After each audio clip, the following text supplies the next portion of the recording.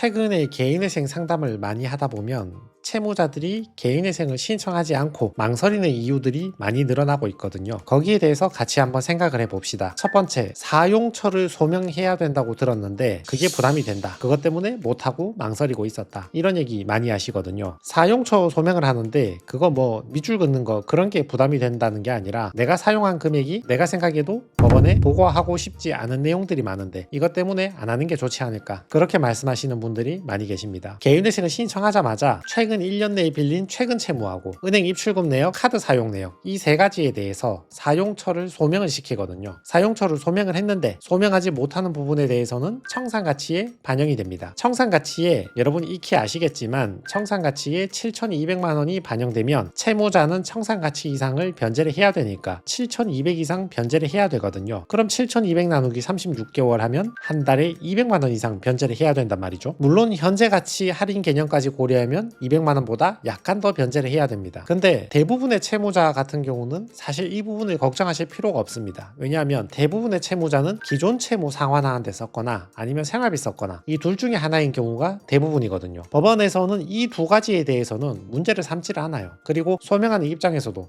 기존 채무 상환했다, 생활비 썼다, 이 둘 중에 한마디만 하면 되는 거니까 큰 문제가 없는 거죠. 반대로 전액이 주식코인 토토다, 이런 분들도 오히려 마음이 편하죠. 왜냐하면 아예 전부 다 인정하고 들어갈 거니까. 전액을 도박 토토로 날리고 왔는데 다른 거 변명할 말도 없잖아요. 그냥 청산가치에 반영하겠다, 변제 많이 하겠다, 대신 내 월급에서 감당 가능한 만큼만 청산가치를 좀 줄여달라, 무턱대고 몇 억을 다 변제할 순 없다, 뭐 이 정도 기대치만 가지고 신청을 들어가는 거니까 이런 분들도 차라리 소명하기가 쉽습니다. 두 번째는 배우자나 가족한테 이체한 게 있다, 또는 그들의 카드 대출을 내가 대신 갚아줬다, 이런 분들이 계시거든요. 원칙은 청산가치 반영이죠. 가족한테 직접 줬든 그들이 갚아야 될 채무를 대신 갚아줬든 어찌됐건 돈을 남한테 준 거니까 내 돈은 남 주고 개인회생을 신청해달라, 이건 말이 안 맞는 소리죠. 근데 이거는 두 가지 느낌으로 나누어 보셔야 됩니다. 개인회생 신청하기 직전에 배우자한테 3천만 원 5천만 원 줘버리고 그 다음에 나는 개인회생 신청하겠다, 이건 말이 안 되는 거죠. 전액 청산가치에 반영이 되겠죠. 근데 그게 아니라 지난 1년 2년 3년 긴 세월 동안 배우자가 카드 대출 200만 원 빌려서 내 카드 대금 내주면 다음 달에 내 카드 살려가지고 다시 200 땡겨서 배우자한테 갚아주고, 이렇게 100만 원 200만 원 생활비 수준, 소액 수준으로 주거니 받거니 오랫동안 했다, 이런 것들은 전반적인 생활비 취지로 보기 때문에 법원에서도 크게 문제를 삼지 않거든요. 정말 막판에 개인회생 신청하기 직전에 몇 천만 원 바짝 땡겨가지고 한 방에 변제해주고 나만 채무 탕감받고 개인회생 해야지, 이런 식으로 수를 쓴 것만 아니라면 크게 문제되진 않습니다. 한편 요즘에는 오히려 그냥 배우자한테 2천만 원 3천만 원 막판에 바짝 땡겨 갚을게요, 갚고 청산가치 반영 페널티 넣으면 내가 감수하지 뭐, 이런 분들도 오히려 계시더라고요. 물론 불이익을 감수할 거라면 그건 뭐 개인의 선택이니까 감수한 채로 개인회생을 신청하면 되는 거죠. 세 번째 이유가 이 정도는 내가 변제 가능할 줄 알았다, 이 정도는 내가 채무를 변제하고 회생을 안 해도 될 것 같았다, 이렇게 말씀하시는 분들이 많은데 대체로는 채무 3천만 원에서 4천만 원 이 정도 범위에 있는 분들이 이런 말씀을 많이 하시죠. 야간에 알바를 하든지 주말에 추가 알바를 하든지 투잡 구해가지고 소득을 좀 늘리면 채무가 그렇게 크지 않은 단계에서는 돌려막기로 다 갚을 수 있지 않을까, 그렇게 생각을 하시는데, 그래서 그 결과 지금 어떻게 되셨습니까? 채무 2천 3천 있을 때 추가 알바하고 조금 줄여가지고 쓰면 갚을 수 있겠지라고 생각을 했지만 추가 알바 해도 이자 변제하기 힘들고 채무 변제하기 힘들어가지고 결국 채무가 계속 늘어나서 7천만 원 1억까지 늘어가지고 지금 이 영상을 찾아보고 계시는 거잖아요. 특히 지속 가능성에 대해서 고민을 좀 해보셔야 됩니다. 밤이나 주말에 계속 알바하는 게 과연 내 몸이 견딜 수 있는가, 계속 그렇게 해서 소득을 늘려가지고 변제를 할 수 있는가, 여기에 대해서도 생각을 해보셔야 되고, 오히려 이런 식으로 야간 알바 주말 알바 하면서 채무 변제해보겠다고 하시다가 객관적으로 답이 없는데 무리하시다가 결국은 배우자나 부모 형제한테 돈을 빌려가지고 모두가 빚쟁이가 되고 힘들어지는 이런 사태가 일어나지 않을까, 이것도 고민을 해보셔야 됩니다. 네 번째가 최근 채무 있어서 얼마 전에 돈을 빌려가지고 개인회생을 못하고 망설이고 있었다, 이런 분들도 많이 계십니다. 최근 채무는 신청하면 안 된다고 하더라, 무슨 처벌된다고 하더라, 뭐 이런 얘기를 들으신 게 있으니까 망설이고 계신데, 최근 채무 같은 경우는 사용처를 소명해야 되는 건 사실입니다. 다른 채무보다 더욱더 엄격하게 소명하겠죠. 내일 모레 개인회생 할 건데 최근에 갑자기 돈을 많이 빌리면 이상하잖아요. 다만 대부분 대부분의 채무자한테는 별 문제가 안 되는 게, 왜냐하면 최근에 2천만 원, 3천만 원 빌려가지고 기존 채무 상환하는 데 쓰셨거든요. 대부분이 이래요. 법원 입장에서도 아무리 최근 채무라도 기존 채무를 상환하는 데 쓴 경우에는 큰 문제를 삼지 않거든요. 한편 최근 채무 빌려가지고 주식 코인 토토로 한 번에 날려먹고 개인회생 신청한다, 이런 분들도 있는데, 이런 분들은 청산가치에 반영될 가능성이 크죠. 다섯 번째는 방금 취업해서 내가 개인회생을 망설이고 있다, 못하고 있었다, 이런 분들도 많이 계십니다. 방금 취업했으니까 내가 아직 월급을 한 번도 못 받았으니까 몇 달 다니면서 월급을 좀 받아가지고 이걸 증거로 개인회생을 신청해야 되지 않느냐 고민을 하고 있었다, 이렇게 말씀을 하시면서, 또 한편으로는 방금 취업했는데 새롭게 직장 들어왔는데 그 월급 받는 기간 동안 채권자가 압류 들어와서 회사에 알려지고 오히려 다시 회사를 나가야 되는 상황이 될까봐 걱정이다, 이러지도 저러지도 못하고 있었다, 이런 말씀 많이 하시는데, 최근 취업해도 바로 개인회생 신청해도 가능은 합니다. 대신 법원 입장에서는 방금 취업했으니까 월급 받은 내역이 없잖아요.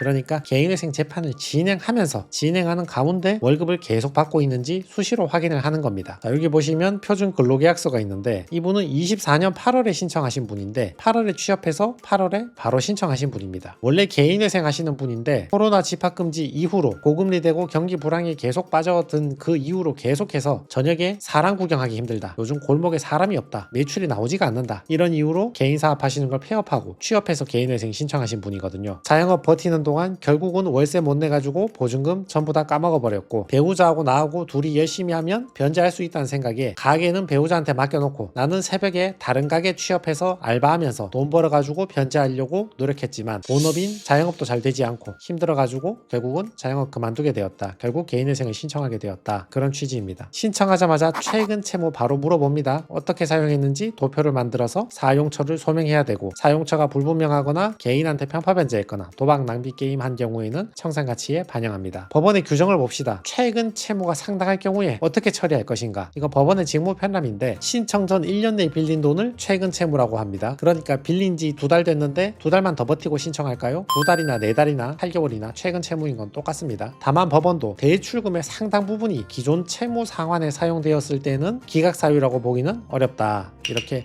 기존 채무 상환인 경우에는 선처를 하고 개시결정을 내려주는 게 대부분입니다. 근데 최근 채무인데 기존 채무 사용이 아니라 사용처를 설명 못하거나 지나친 도박 낭비 등으로 불성실하게 사용한 경우에는 논리상으로는 기각을 해야 될 것 같지만, 그렇게 기각하는 것보다 개인회생을 개시결정 내려가지고 얼마라도 변제하게 하는 게 채권자한테도 이익이고 채무자한테도 이익이 될 수 있기 때문에 웬만하면 청산가치에 반영해서 진행을 시키려고 한다, 최근 채무라도 웬만하면 통과를 시켜주려고 법원에서는 관대하게 봐주고 있다, 그런 말입니다. 정리해보면 최근 채무의 경우에는 기존 채무 갚았다 또는 생활비 샀다, 이런 것들은 개시결정 내려줄 확률이 굉장히 높고, 주식 코인 토토 굉장한 과도한 사치 낭비 이런 게 있다 하더라도 바로 기각을 하는 게 아니라 청산가치에 반영해서 웬만하면 개시결정을 내려주려고 합니다. 그래서 청산가치가 일부 또는 전액 반영되어서 높아졌는데 그것도 변제 못하겠다, 그러면 그때는 기각이 될 수도 있겠죠. 요거는 카드 내역입니다. 카드 사용했던 내역 사용처를 소명하고, 사용처가 불분명하거나 불성실한 경우에는 청산가치에 반영하라. 요거는 은행 입출금 내역입니다. 은행 입출금 내역 확인해보고 편파 변제하거나 도박, 별풍선, 게임 이런 데 쓴 거는 청산가치에 반영하라. 소득도 확인한다고 했죠. 특히 최근 취업한 경우에는 입사한 경위, 사장하고의 인적 관계, 담당 업무, 근무 장소, 근무 시간, 출퇴근 방법 이런 것들을 전부 다 소명해보라. 최근 취업도 통과는 시켜주는데 조금 더 엄격하게 조사하는 것이 많겠죠. 그래서 이분은 자영업하는 거 그만두고 최근 취업해서 개인회생을 신청했는데 소득이 240만 원인데 월평균 생계비 2인 219만 원 빼고 한 달에 22만 5천 원 변제하는데 36개월 변제해서 한 800만 원 정도 변제하는 걸로 개시결정을 받았습니다. 자기 채무의 14% 변제하고 나머지는 탕감되는 조건입니다. 채무 5,700만 원 중에서 800만 원 변제하고 나머지는 탕감입니다. 24년 8월에 신청해서 25년 3월에 개시결정을 받았습니다.